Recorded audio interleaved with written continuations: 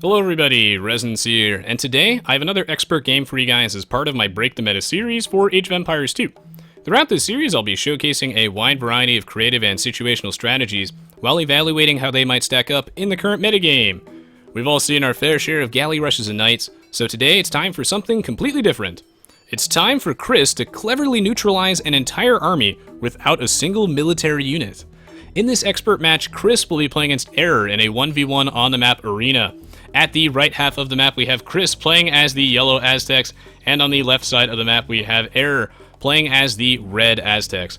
This game, Chris is going to be setting up an extremely elaborate trap, which will allow him to take out the entirety of his opponent's army with almost no investment on his own end. And Chris sets himself up for this in an extremely interesting and unique way, and I can't wait to show this off. Now, the early game on Arena is something that is relatively straightforward, and in Break the Meta, I'm trying to showcase strategies that are situational and that they have a real application in the metagame for the most part, and that means that those strategies, they're situational, right? Which means they're only good some of the time. The reason that we have a metagame is because there is generally an optimal way to play Age of Empires 2. However, there are weird things that do pop up from time to time that force players to adapt, and in this case, Chris is going to be in a remarkably unique situation in which this strategy actually can work really, really well. On Arena, remember, both players do start with stone walls, and what this means is that early game aggression kind of disincentivized. It's very difficult to get through these stone walls until you get to the Castle Age and get a siege workshop, so both players here are almost certainly going to go for a fast Castle Age. There are rare times when a Feudal Age rush or something like that can work on Arena, and I actually do have another Break the Meta episode if you'd like to see an example of that. By all means, feel free to search through it. Got the playlist in the video description. For the most part, though, players will try and go to the Castle Age since these stone walls do deal with most early game aggression.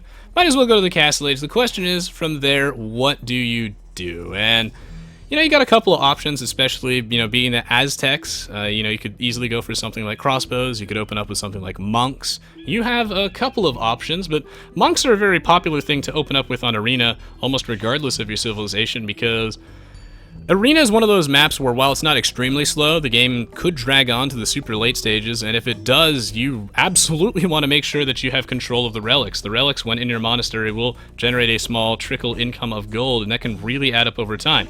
If you give your opponent like 5 relics and you have none, that can be like, several thousand gold in the later stages of the game. And with several thousand gold, you can make a huge army, get all sorts of upgrades. It's a big edge, and when both players are this evenly matched, you can't afford to give your opponent any sort of lead. So, in general, a high-level arena, both players will be competing over the relics in the Castle Age, and it's even more important in an Aztec mirror like this, because remember, guys, the Aztecs do get 33% extra relic income extra gold income from those relics. So that means more gold, and they're even more important. So fast Castle Age into monks to go pick up those relics sounds like a good idea. Generally, when players go for something like a monk rush, they like to supplement it with a siege workshop, start making some mangonels. Monks, of course, very, very good against converting expensive units like knights, the melee units especially, but they're very weak against like mass ranged units like crossbows, so that's where the mangonels come in as a way to counter crossbowmen, disincentivize your opponent from making all sorts of cheap garbage. And monks also bad against buildings. They don't really do anything in stone walls, and that's where the mangonels come in. The mangonels also, can poke at the villagers that might want to build an extra layer of walls. Same thing with the monks. Try and threaten a conversion, and eventually you'll blow down those walls, get in there. The monks and mangonels combo is very good against someone who's all stone walled up, and on a map like Arena, well, everyone starts all stone walled up. The thing is, though, in the Aztec mirror match, we don't usually see mangonels as something that happens too early on, and this is because of the Eagle Warrior threat. Eagle Warriors are the Mesoamerican equivalent of like a light cavalry knight hybrid type unit. They do resist conversion like the light cavalry, but they just have a bit better combat stats. And since they resist conversion and mangonels have a minimum range, Eagle Warriors are incredibly potent against both monks and mangonels. And what this means is that the Aztec mirror match on Arena is a very delicate balance of who can get to the Castle Age first, and then try and get out, the map control with those Eagle Warriors and those monks. The early game engagements are huge because if you give, again, your opponent 5 relics, then they're going to generate so much more gold, and kind of snowball that out of control. Eagle Warriors cost mostly gold, 20 food, 50 gold, so you'll be able to mass out a lot more with those relics. It's a big boost to your economy. it's a very delicate matchup, and generally we expect both players to do the same thing here, but Chris has a very, very interesting, novel game plan, and what I can't wait to show you guys is exactly how he cleverly sets himself up for this one.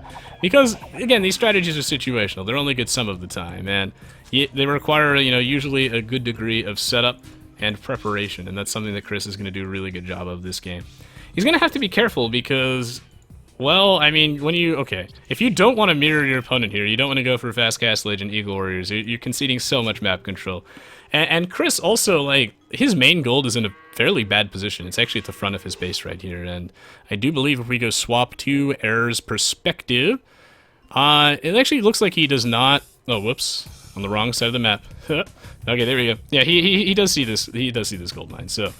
That means that Error knows that playing aggressively here is going to be great. The main gold mine is a huge, important part of your economy throughout the early stages, especially when you're the Aztecs and you want to be making, like, monks and stuff, eagles, perhaps a few mangonels or brams later. You're going to need this main gold mine. This is going to be fairly easy to pressure, so Error will be able to poke this over the wall with perhaps some monks. Maybe he'll even build a forward castle here later. Mangonels as well, going to be pretty good.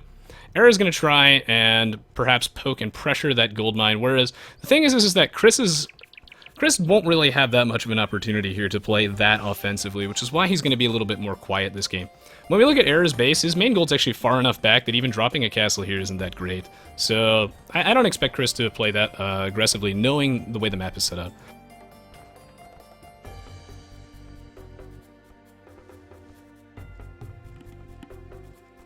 So it looks like Error is on his way to the Feudal Age, and Chris is also going to be following him shortly behind. 27 pop for Chris, but 25 for Error. So Error is going to be actually, you know, cutting a couple villagers here, trying to get up to the Feudal Age sooner, but I don't think the difference in advancement time is actually going to be that significant. And when it comes to whether or not you castle drop someone, it's all about the way their map is set up. You want to make sure that there's a place where you can, like, put it, right? Where you can zone them off some sort of valuable resources, because it's still going to take some time to go bust open those walls. You want to make sure that you're getting some value out of it in advance, and Chris is actually kind of vulnerable to some sort of aggressive play, whereas Error, I mean, he has this gold at the front, so you can put this castle right here, but you can't zone him off this gold, and Error does have one at the back, so does Chris, both players with a relatively even map. Chris's wall is a little bit more exposed, but still, both players have plenty of room to build, and they're in relatively good shape. Although Chris does run into this problem where he did have to open up a hole in his wall to go grab that boar, which does leave this hole in his stone walls, which he won't want to replace. Like, he won't want to replace this early. By investing a couple of stone in that stone wall, that means that he can't build 2 town centers immediately once he hits the Castle Age unless he starts mining stone, and that can be, honestly, a reasonable blow in his economy. So it actually looks like he's going to pull 3 villas off the line here, and he's going to start creating, like, some sort of weird choke points. This is really bizarre. When I saw Chris doing this, I was like, what? I always like to watch only, like, the first small part of the replay first to get a general idea for what I can expect, and I did see him do this. And it's really weird.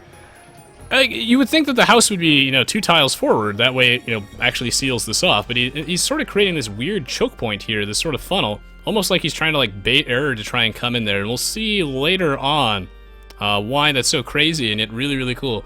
Also, Chris is doing this, okay, like Chris is being weird this game. He has this villager out here in the middle of nowhere right now, and he's just palisade walling up the relics. Why is he doing this? Because he knows those relics are so important. He knows that he can't just give Error 5 relics as the Aztecs. That's crazy. How do you come back from that? You have to be a madman. That's really difficult. So by building palisade walls around this, that means that if Error wants to be greedy and open up with just monks and, like, no eagle warriors right off the bat, go for something more, you know, defensive, economy-oriented, maybe he wants to plop down some town centers instead, he won't be able to get those relics. He'll have to make some eagle warriors if he wants to go knock down those palisade walls. It'll waste some time, and it'll give Chris a little bit more space. Chris is going to wall off as many of these relics as he can, and we know he's not going to compete over these relics because he's actually palisade walling them right now. You would never do that if you wanted to go pick up the relics yourself, because they have to leave the palisade. It's a huge waste. It's a lot of idle time for his villager. That does actually add up. And, whoops. Whoa! Villager walked out of there anyway. That's weird. I thought I could have sworn the relic was a solid object, but this guy can walk through space and time no problem, this villager. Knows something that I don't, and it looks like, well, Chris is going to try and close off this other relic if he can, but Error does spot this weird, bizarre wall off. Will Error find this villager? It looks like Error is going to find that vill, and Chris will probably not be able to wall up this one relic, or maybe he will be. 34 to 30 HP, so actually Chris has the HP advantage on his scout right here. He must have gotten the first hit off early on in the game, and oh, he gets the Castle Age first before Error, even though Error cut a few villagers. Error actually just a couple seconds behind, and this means that Chris gets one extra hit with that +3 attack that your Eagle Warriors get once you hit the Castle Age, so...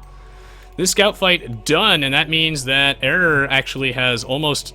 I think, yeah, all the relics are like Palisade walled off, actually. That's pretty crazy. There's only one relic left, and that's the one that Chris really, really wants. He's got this monk coming down here. He wants to go pick up this relic ASAP.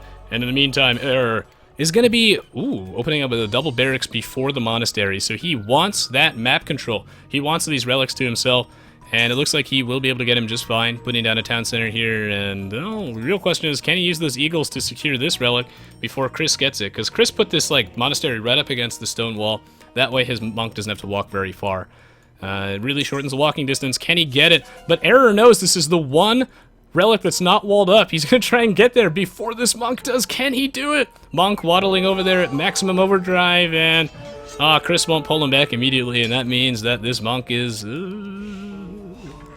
gonna die, but like underneath the gate? Well, I guess this relic isn't quite exactly underneath the gate, and Error is actually just gonna waltz right in here as the monk was propping up that gate, and I guess Error gets to do a little bit of raiding early on with a couple of these eagles, and that's certainly significant, actually. I don't know how Chris is really going to respond to this. You don't generally expect eagles in your own base to start off the game, and he's not even going to get this relic.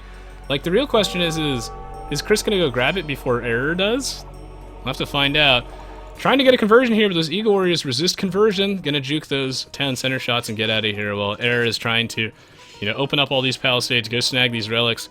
Chris right now, this is weird. Like, he's just not contesting the middle of the map at all. And he has this weird cluster of buildings as well right there. And it looks like he does manage to get the conversion on an Eagle Warrior, and then he'll be able to use that one to go fight off the other guy.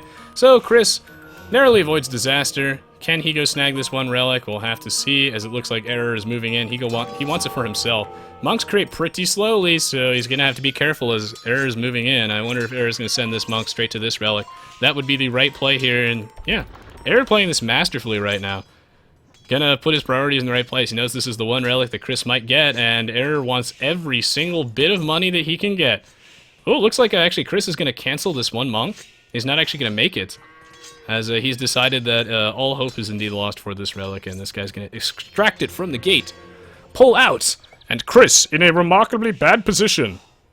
It would take something crazy for Chris to be able to, have any sort of headway in this game, because this looks insane. This does look insane. I don't know who wins this game, but I know that Chris does end up putting up a fight later on, despite doing this kind of crazy, weird play like this, and he might actually get a monk here for free with that converted Eagle Warrior, so that's pretty good. Able to pick up a monk a little bit out of position here, and Error might be able to get this conversion in time. Yeah, okay, he actually manages to snag that eagle back. It's crazy, like, you never want to give your opponent this much map control, especially when your map is, like, a little bit harder to defend, right? Because this gold is at the front. There's this hole in your wall that's left over from when you had to go lure a boar, and it's really weird why Chris would structure it like this and not move that house up one tile. We'll see why later, though. When your map is like more open, I guess, and harder to defend than your opponent, then generally you're expected to be the aggressor, because when you're defending, it's just less favorable. Like, if Error is defending, like, at least his main gold is like a little bit deeper in his own walls, he should be okay. He should be okay, at least for a short while. Whereas if Chris, gets heavily pressured over here, and then he loses access to his main gold, and, well, he does have a gold mine back here, but he doesn't really have any access to any other gold anywhere else. And, well, Chris actually has no villagers on gold right now, and that's because he's not really making any gold costing units, so that will allow him to boost his economy here. It's a high-risk, high-reward type deal. Chris just playing very defensively. He tried to grab that one relic, he failed. No skin off his nose, he's going to try and boom up as best he can. And we're at 57 population, to Error is at 55, but remember, a good chunk of that, 11 of those are military units, so Error really, really far behind Chris, who Chris has no military units. He's well over 10 villagers ahead. He's 61 to 57, but 11 of those are military units, so wow. Chris pulling ahead because he's able to get up those town centers a little bit earlier. Not bad, not bad. Building a bunch of houses, putting a mill here. This is great. We'll be able to surround this in farms, and he's just booming up. He doesn't really fear Error right now, and I think it's important to note that Error is not putting down a siege workshop at this stage in the game. And I think Error is not doing that, and he's just building up his own economy in the meantime, because he's already won the Castle Age. He has all 5 relics. What does he have to fear from Chris? It's okay to let Chris boom up a little bit. He's got 5 relics. Error knows he's going to win in the long run. And Chris gets not only does he have more villagers, but his villagers are a little bit more efficient in this case because he's not actually mining any gold. He just gets to focus all of his like villagers on like food and wood.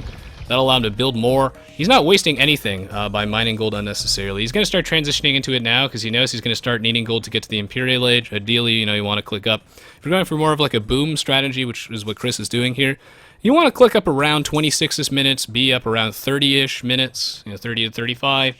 And so he's going to need to start mining gold right now. He gets to pull off some vills. He got the handcart upgrade. He is just a powerful, powerful economy. And Error can tend to just sit back, grab all those relics, and looks like Error is considering going a little bit more aggressive. Going to put down a 3rd barracks, making a couple of Eagle Warriors. Error also not wasting any resources on unnecessary upgrades on his Eagles right now. And Error's looking for a way to get in. Error does see this weird little, like, hole in the defenses for Chris.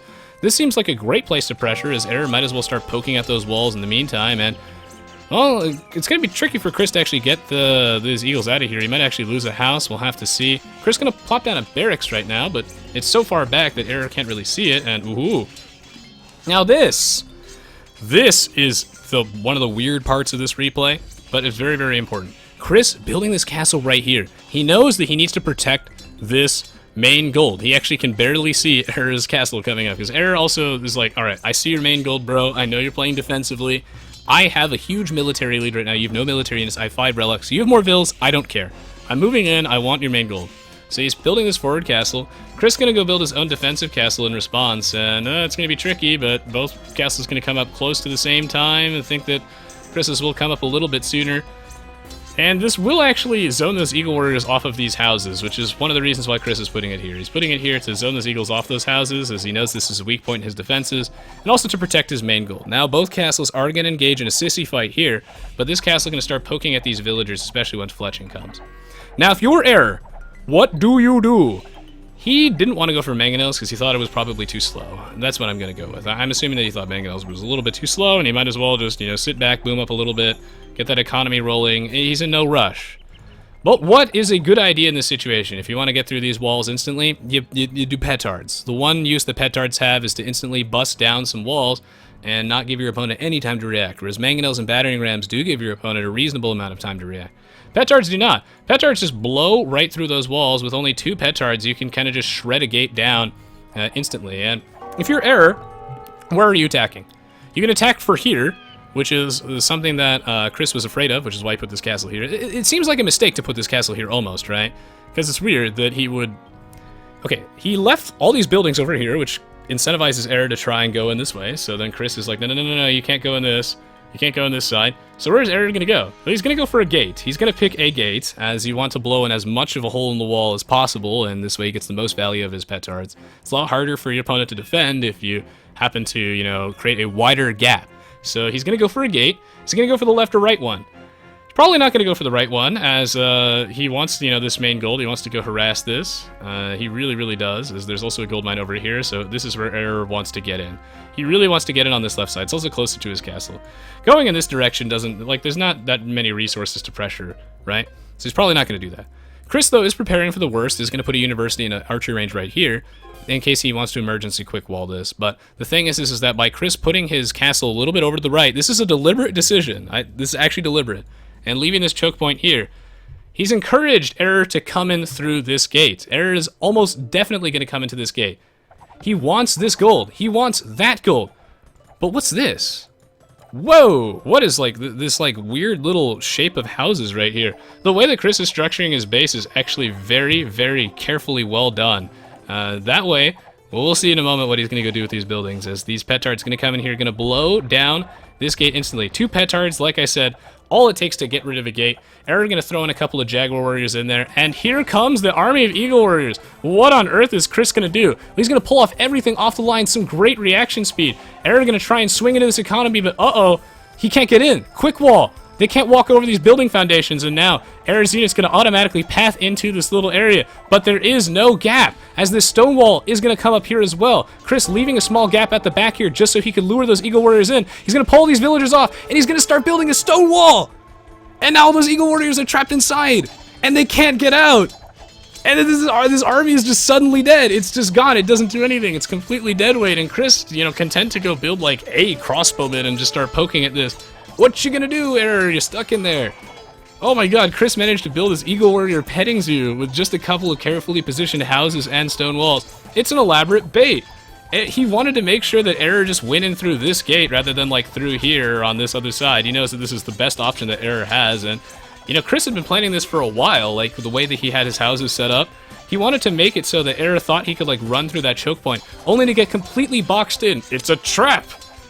Chris able to hold the line here, and he's going to be building a couple Jags to go deal with these Eagle Warriors. And yeah, since Error lost like most of his army, God, that's ridiculous. That's like 30 Eagle Warriors trapped inside there, even like a little more than 30. Trapped inside these walls, they cannot escape, especially since Chris is like double layering this, repairing some houses. That's so much army dead!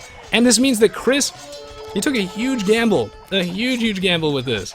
He's gonna get to the Imperial Age way before Error, because Error was investing in military, and Chris also got to boom a lot harder than this. Oh god, Chris's decision to just, you know, play passively in the Castle Age. He had to defend against this attack with no military units, and now he's like in a great position. And he found a way to defend against this with no military units. He managed to just box all these Eagles in, and now they're at the mercy of this Mangonel. Error trying to, you know, do as much damage as he can, but well, with 30 military units down, suddenly Chris in even numbers, and Error's like, wait, shit, what do I do? Well, he's going to go up to Imp now, too, but it's 107 population to 123, but a good chunk of those are Eagle Warriors. Chris looking strong, and now he can go poke at those with the crossbows. Like Chris knew that this was a petard bust from Error. Like, for one, Chris saw no Siege Workshop, and when you see some flags on that castle, you know it's not Jaguar Warriors in this case, because Chris has no infantry units yet. Chris has not shown that he's making Eagles or anything. Those are not Jags. When you see the flags on the castle, it's probably Petards, especially because it's a forward castle, and we saw no siege from Error. He knows Error wants to go in, and that's what he did. And where is he going to go in? He's going to probably bust a gate. He's either going to bust a gate, he's going to try and make as big of a hole as possible. Is he going to go through here? He can't. There's a castle. Is he going to go through here? Probably not. However, it looks like Error has decided to bust this one open anyway with some Petards and come in, as Chris actually didn't finish this quick wall. He had it set up so that he would be able to also box in if Error did actually go in the other way. As you can see here that he could like close this area off. You see the way the trees are positioned. Just have to, you know, leave a choke point at the back. That's why this one stone wall there was like perfect. Those units will pass through that. And Error actually going to have to run back now, as he doesn't have enough upgrades on his Eagle Warriors. These Arbalists are actually pretty good against them, man. Well, when you get to the Imperial Age first, you're able to get the first few Trebs out in this forward castle from Error, a huge gamble that did not pay off.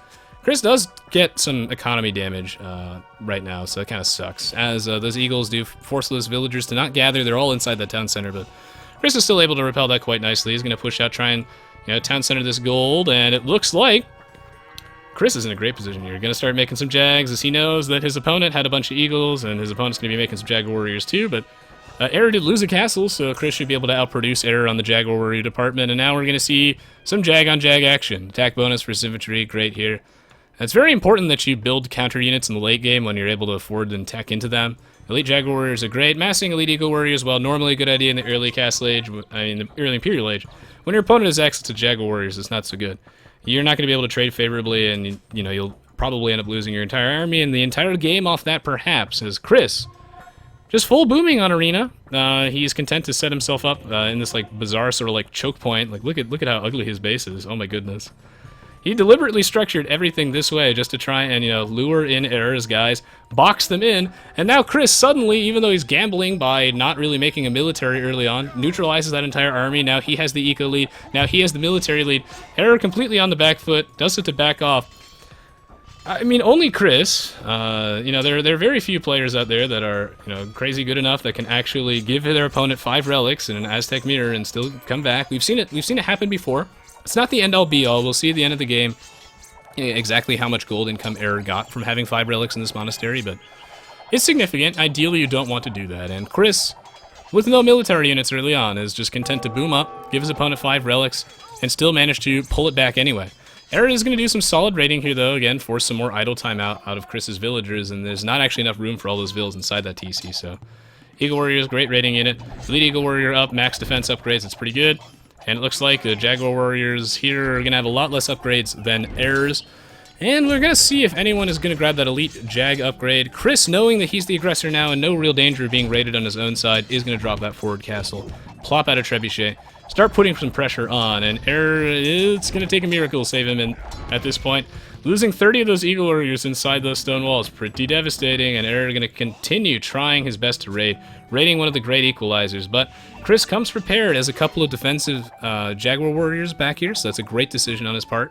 To minimize the idle time that he has to have keeping those villas in that TC, and this will also allow him to clear out those Eagles. So, great on his part. Chris going to be moving a couple of those Arbs forward, trying to get as many free pickoffs as he can, snipe those monks if he can, deal a little bit of damage to that. Trebuchet, but the Treb is going to barely live in this case, and going to move up with these Eagle Warriors. Eagle's very, very good against Chris's army, unless Chris has a couple of Jags in the front to deal with this, but Chris does not have any Jags in the front. His Jag Warrior's not in the correct position. These Eagle Warriors going to run roughshod over this army, clearing out this Mangonel, clearing out some of these Trebs. This is the engagement that needed. He's down, but not out. Oh, he's going to lose a house. Oh, devastating, but looks like is going to be able to clean out most of these guys, but that Mangonel shot is doing a good amount of damage.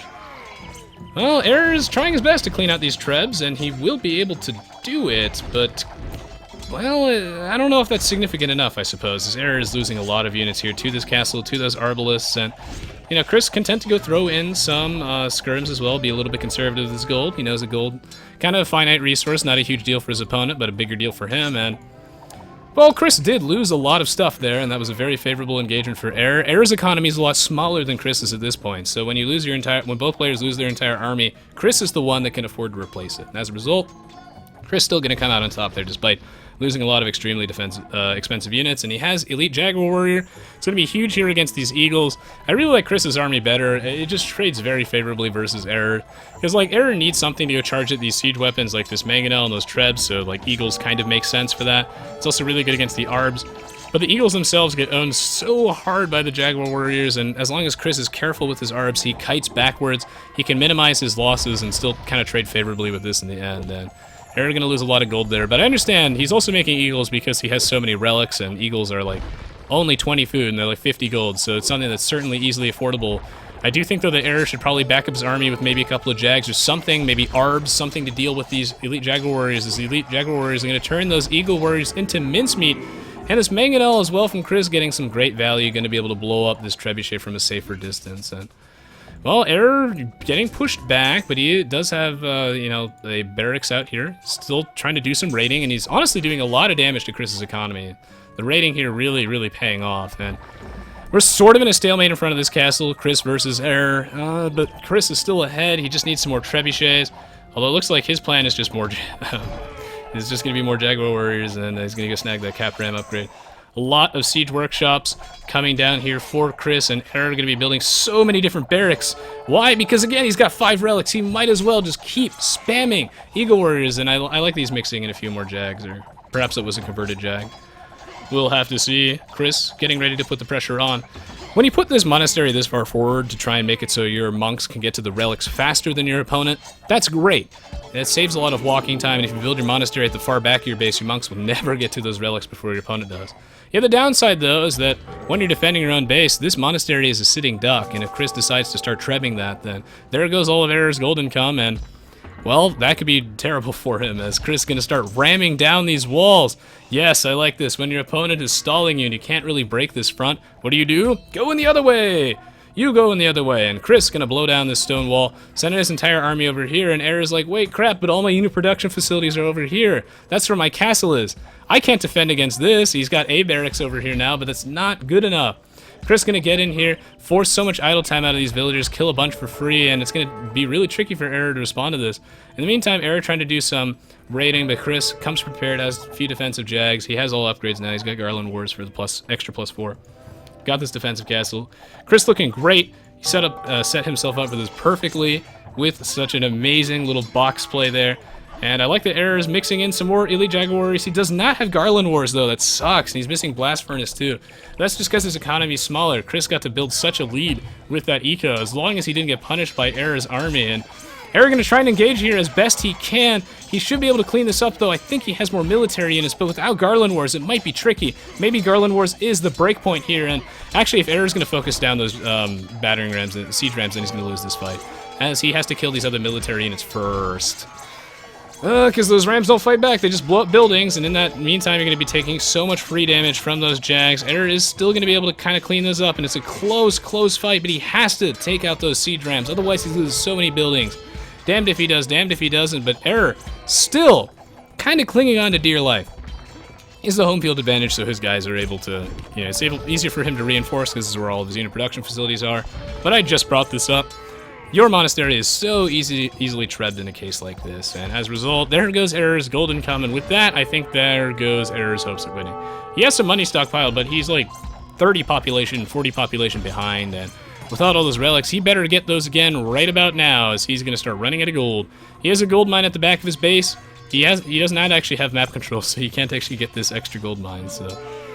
Well, it's going to be tricky business for Error. I think that he did a great job defending against that, but he needs another monastery, and, well, he's grabbing these relics right about now. Now's the time to go drop those suckers off. Chris still applying pressure with the trebuchet. No easy answer for Error right now in order to go blow those up, and we're going to see another engagement between both players. But I think, though, that now that Chris has this area secured without those 3 relics, Error is going to slowly starve. Still, though, Chris only has a finite amount of gold. Thank goodness he has map control and he has access to that exterior gold mine, and he has this gold mine right here. He still has gold mines. Because if he didn't, then, not having those relics would be basically game for him. If the game really dragged on, those relics could have made the difference. And they've certainly been significant in this game, but Chris has been able to just pull it back, and Error's actually going to call GG here, seeing the other castle coming up, knowing that he's not able to go get all those relics back in his monastery without his lifeblood to sustain him. He's going to surrender. What a great game between both players here. I thoroughly enjoyed watching this one. I hope you guys did too. Oh man, this is a pretty sick play. We see players do this sometimes in competitive, where they try and bait the opponent's army into like a choke point, and then they just like close it off around them.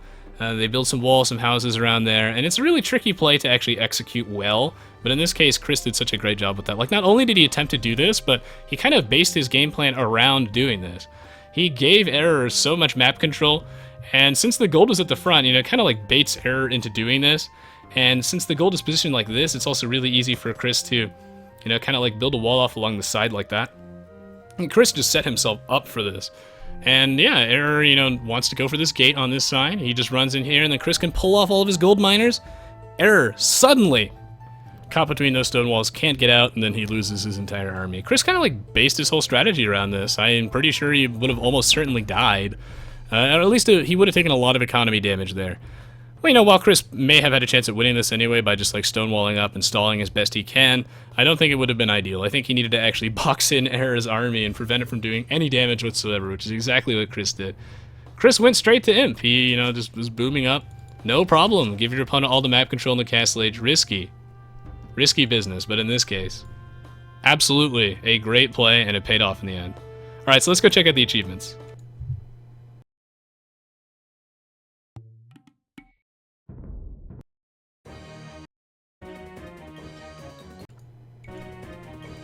Alright, so if we take a look at this, Chris versus Error, I mean, Chris just had a much favorable KDA, even though both players had a relatively even army size.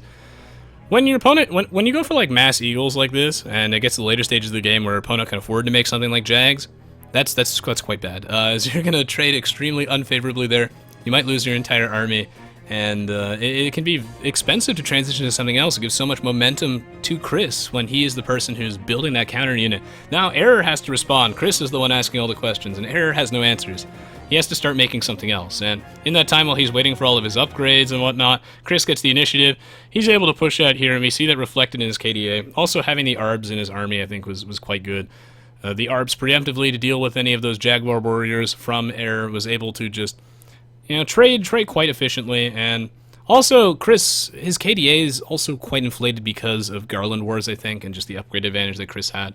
Garland Wars makes a very, very big difference, and there's also, like, Blast Furnace as well, so Chris had, like, 6 extra damage on his guys. Look at the difference in gold collected. Like, this is the thing, like, obviously in this game, Chris is the one who won, but I can't really stress how important, actually, this relic gold is. 4,600 gold? You invest a couple monks in a monastery initially, but I mean, those aren't villagers mining that gold. You can put those villagers in something else. That's huge. That's so much gold. The things you can do with 4,600 gold is massive. Giving your opponent 5 relics and an Aztec mirror is generally suicide. especially when your map is like this, unless you have a plan. And in this case, Chris most certainly had a plan. And part of it was that defensive castle opening up with Jags, being able to get to the Imperial Age first certainly helped him. When your opponent drops a forward castle on you, and you just, or in general, if you just need to clear out an opponent's castle, which Chris needed to remove errors, the best answer is not to like mass up a bunch of battering rams. Sometimes you have to, but if you can help it, getting to the Imperial Age first is the way to go. And that's exactly what happened here. Chris, easily about 4-ish minutes faster than error. Get out the first few trebs. Treb's the best answer to a castle. So I love that decision from Chris right there. Difference in research counts pretty astronomical when we go back to society. Chris did have a bigger economy at the end, but if you look at the timeline, right, like Chris has a big villager lead here. It's, about 15-ish villagers. That makes a big difference. It really does. And not only that, but Chris's villagers are more efficient in this case because he doesn't need to waste anything on gold. He's not making any military units. He can focus entirely on getting out tons of farms, tons of TCs. Everything is on wood and food. And that's why his, line on the timeline is just a little bit wider than his opponent. And well, this was Error's opportunity, but everything just went downhill immediately as soon as he got trapped in those walls. So yeah, there's the little it's a trap strategy. Or as Cision likes to call it, boxing. So as always, guys, thank you so much for watching. And thank you, Cision, for supplying me with a lot of the replays. Most of the replays in the Break the Meta series were given to me by Cision, one of the developers for the Forgotten expansion to Aoe2 HD. He's also working on the new expansion, African Kingdoms. And yeah, he supplied me with so many of these replays. So thank you so much, Cision, for helping make this series possible. And yeah, if you enjoyed watching this video, guys, don't forget to leave me a like rating. This does help me out a lot. And I do, of course, have plenty of other Age of Empires 2 videos on my channel, as well as videos of other games. If you like this one, you'll probably like those as well.